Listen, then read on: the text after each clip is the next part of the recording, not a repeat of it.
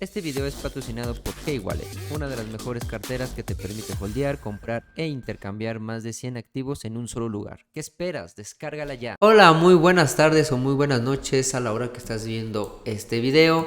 ¿Qué nos acontece el día de hoy? Se avecina un mega crash y la peor recesión de nuestras vidas está a la vuelta de la esquina, prácticamente el siguiente año, como muchas autoridades o muchos analistas ya lo han hecho saber. Si te gusta este tipo de contenido, de análisis y de información, por favor suscríbete, dale a la campanita, dale like y todo ese rollo para que el algoritmo nos pueda recomendar y no te cuesta nada, solo un mínimo esfuerzo de darles un poquitos clics y ya. Pero bueno, ¿qué nos acontece el día de hoy? Y vamos a profundizar en el tema y vamos a comparar una crisis que muchos comparan de la Gran Depresión que pasó en los años 20, 29, 25 y no lo comparan en donde se crea y donde está el núcleo de todos los problemas que nos están aconteciendo el día de hoy, y es la creación del neoliberalismo. Ahí se crea todo cuando fueron los años 80. Muchos de los millennials no hemos nacido o no habíamos nacido, más bien dicho, en esa época. Pero ¿qué es lo que está pasando? Y vamos a analizar poco a poco y vamos a darle acontecimiento qué pasó en los años 80. Pero dice, la Fed considera que la probabilidad de una recesión inminente es del 70.8%, cifra que no se veía desde 1982.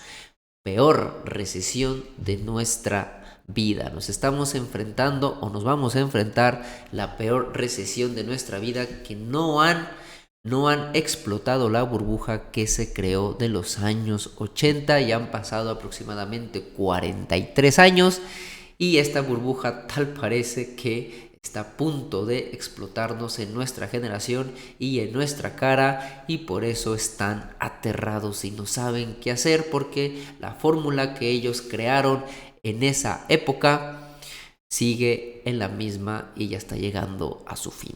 Pero vamos a ver qué está pasando, vamos a entender un poquito más qué pasó para que tengas tú las bases y tengas conocimiento de la actual crisis que se está cocinando y que está a punto de explotar, o vemos si lo dejan explotar más, que ya han pasado 43 años. ¿Qué pasó en los años 80? Y vámonos a ir por partes para que lo entiendas un poco. Ojo, los años 80 empieza con una recesión abierta que se prolonga hasta 1982. Ojo, estamos bien, de 1980 a 1982. Recuerden que el patrón oro se quitó en los años 70, específicamente Nixon lo quitó en los años 74, que dio acontecimiento en la crisis de los años 80. Pero vamos a ver qué dice. Hay un estancamiento de la producción en aquellos años, tasas negativas en Gran Bretaña y en los países europeos, cosa que ahorita está pasando lo mismo. Aumentó espectacular del desempleo. El comercio mundial cae durante 2 años consecutivos. Se produce cierres de empresas y despidos masivos a nivel jamás visto de la depresión de 1929, que muchos comparan esta recesión como la de 1929, pero esta crisis no se crea desde la pandemia ni del 2008. Esta crisis que está a punto de estallar en nuestras caras se creó desde los años 80 y ahorita lo vamos a ver. Es lo que ha dado llamar la desertificación industrial y agrícola de los años 80. Sin embargo, desde 1983, porque vamos a ir por cronología del tiempo, desde los 80 hasta que causa un crash del 87, y ahorita lo vamos a analizar profundamente, pero vamos partes por partes. Se produce una reactivación de la economía en 1983. En 1982, pues ya estaban en una recesión abierta u oficial, pero luego prendieron las alarmas y en el 83 produce una reactivación de la economía. ¿Y cuál fue esa reactivación o cuál fue la fórmula de la reactivación de la economía para que no colapsara en el 82. Pues este relanzamiento se consigue básicamente mediante, ojo aquí, el endeudamiento colosal de Estados Unidos, que hace subir la producción y progresivamente permite que la economía de Japón y Europa se incorporen al carro del crecimiento. Básicamente en el año 1983 Estados Unidos llega al pecado del endeudamiento estúpidamente incontrolable, que en su momento, ojo aquí, en su momento, en el año 1983, en su momento nos fue presentado como la gran solución de la crisis del capitalismo que estábamos o que estaban viviendo más que nada en aquellos años tus padres y tus abuelos, frente a los excesos de intervención estatal que caracterizaba la política económica durante los años 70, donde ahí, porque tenían el patrón oro, pero como se estaban endeudando cada día más con un patrón oro que no podían emitir, que es el oro, y tenían gastos excesivos en los años 70, por eso Nixon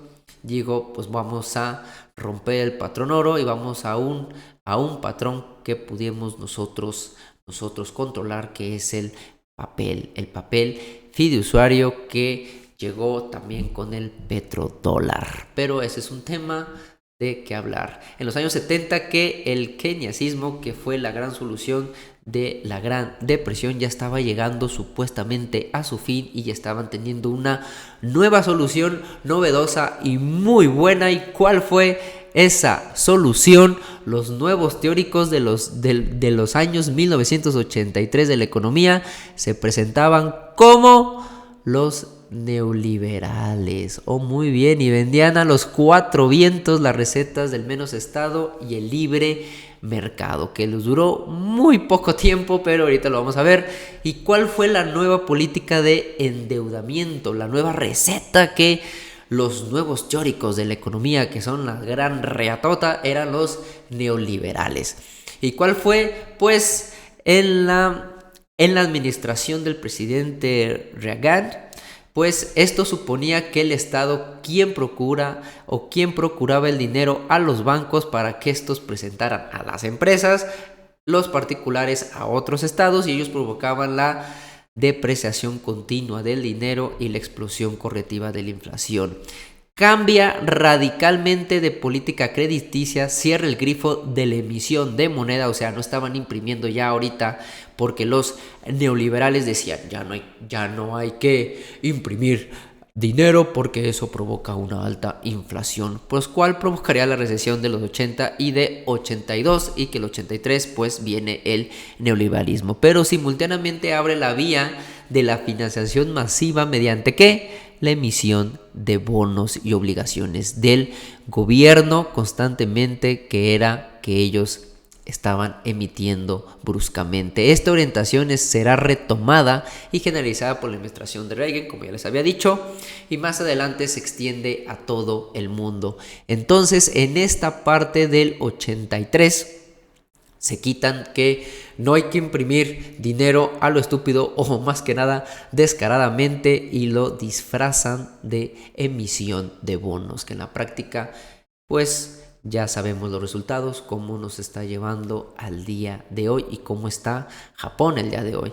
Pero bueno, dato curioso, en 1988 Estados Unidos se posiciona como el primer deudor mundial. Desde el 83 fueron la emisión de bonos, y 84, 85, 86, 87, 88, 5 años, pues no pasaron más de 6 años cuando Estados Unidos se pone como el primer deudor mundial. 5 años nada más les tardó. Pero ¿cuál fue? A ver si les causa ruido. Vamos a ver esta política de lucha contra la inflación y crecimiento sin inflación. Se basa en las medidas siguientes. Ojo con las políticas que ahorita son las mismas que nos están imponiendo, o quieren después de 43 años tener la misma fórmula que en su momento les solucionó, ojo, a corto plazo, pero eran problemas de largo plazo, cosa que ya llegamos a largo plazo. La eliminación de capacidades productivas, ojo, quieren o eran cierre de numerosas instalaciones industriales y despidos masivos. Por eso la Fed necesita despidos masivos y cierre de industria. Por eso es la subida de tasas de interés para producir este efecto, que es el primer punto. El segundo punto van de la mano, que es el recorte drástico de subvenciones de la industria, que igual va a despidos y cierres en este sector también. Ojo aquí, la presión para reducir los costes y aumentar la productividad en violentos ataques contra la clase obrera, igual que era en los países centrales, y bajar los precios de las materias primas, bajar el oro, bajar el petróleo y bajar todas las materias primas, que para controlar la inflación y llegan con un short en estas materias primas. El cuarto punto, que es lo que estamos viviendo y hay represalias ya en todo el mundo, y eso es lo que está ocasionando gran parte a todas las manifestaciones o la gran inflación que ya no es controlada, que es el traslado mediante mecanismo de presión monetaria, mediante la invasión de dólares como a países del tercer mundo, como aquí lo dicen, o países emergentes como Brasil, Argentina, Bolivia, prácticamente toda América Latina, que en el cuarto punto, en conclusión, es exportar su inflación a otros países o la inflación llevarlo a otros países, cosa que está pasando y ya tienen percusiones serias en varios países de América Latina.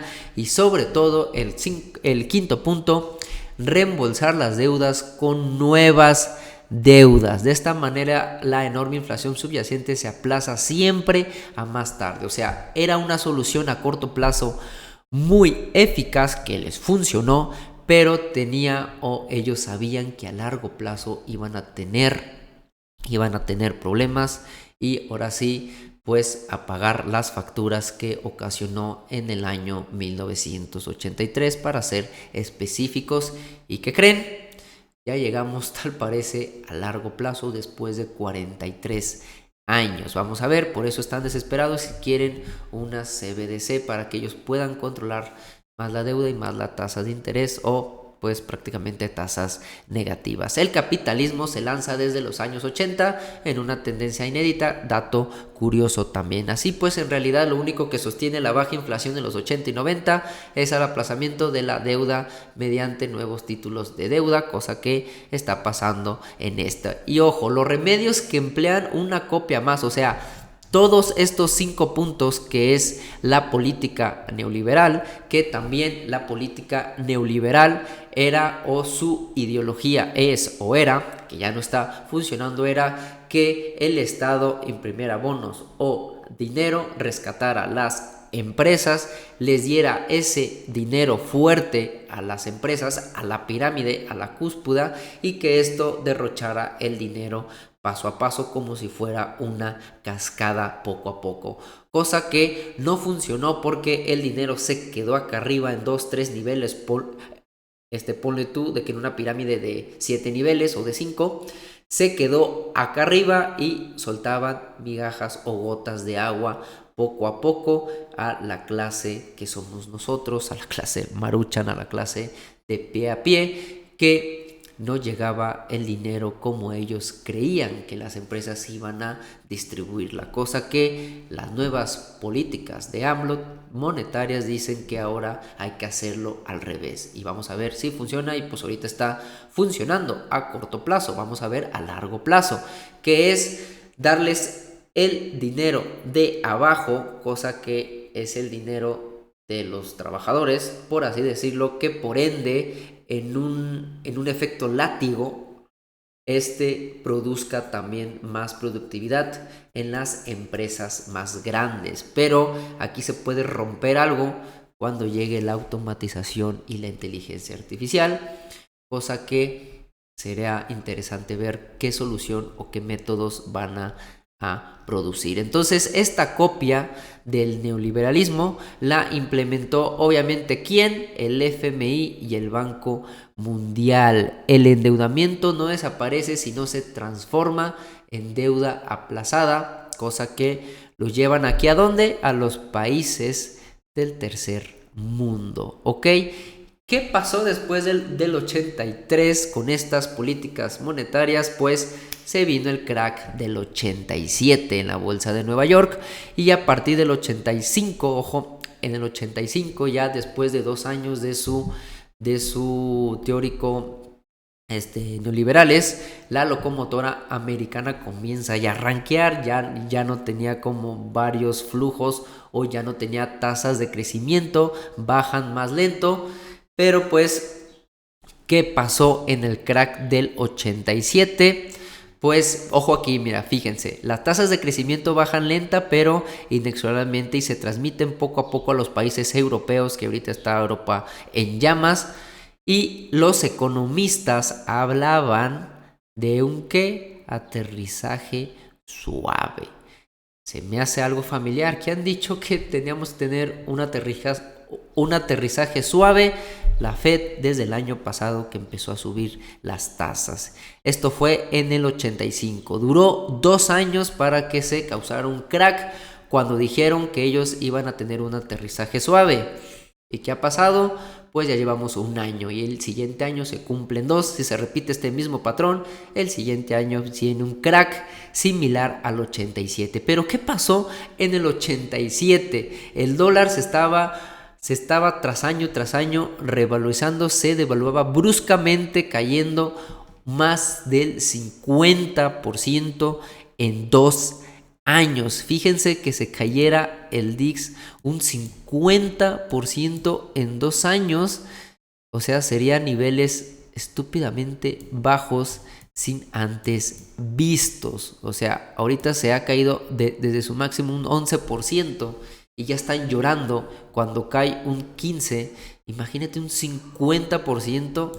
Es una grosería esto prácticamente si pasara. Por eso tienen miedo, y es la crisis peor que vamos a vivir en nuestras vidas, que varios analistas están teniendo. ¿Y qué pasó brutal en la bolsa de Nueva York? En el 87 cae un 27%.